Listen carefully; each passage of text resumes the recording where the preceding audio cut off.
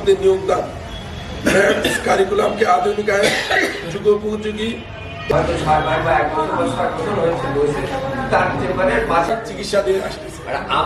আমার বেজ হচ্ছে গ্রাম, আমার সব কিছুই মানে কথা সরকার কথা দিয়েছিল 3 মাসের মধ্যে।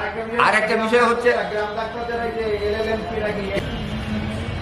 আপনারা তাদের দীর্ঘ করতে উপসহকারী কমিটি মেডিকেল অফিসার পদক্ষেপ নেই, গ্রামীণ জনগণের সাথে প্রতারণা করেছে।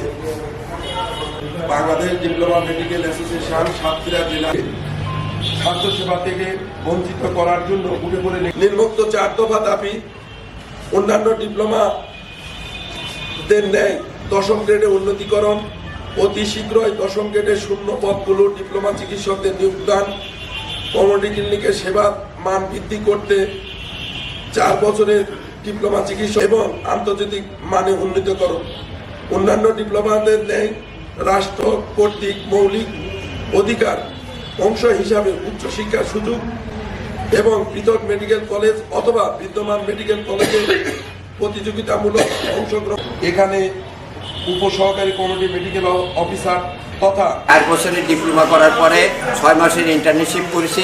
তার ফলে গভর্নমেন্ট আমাদেরকে নিয়োগ দিয়েছে উপসহকারী কমিউনিটি মেডিকেল অফিসার হিসেবে, যেখানে আমরা প্রত্যন্ত অঞ্চলে 1979 সাল থেকে সেবা দিয়ে আসছি।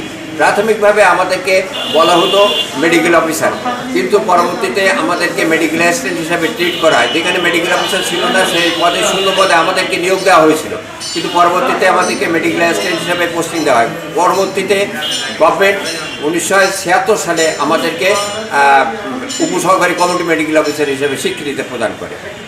সারা বাংলাদেশে সাংবাদিক সম্মেলন হচ্ছে।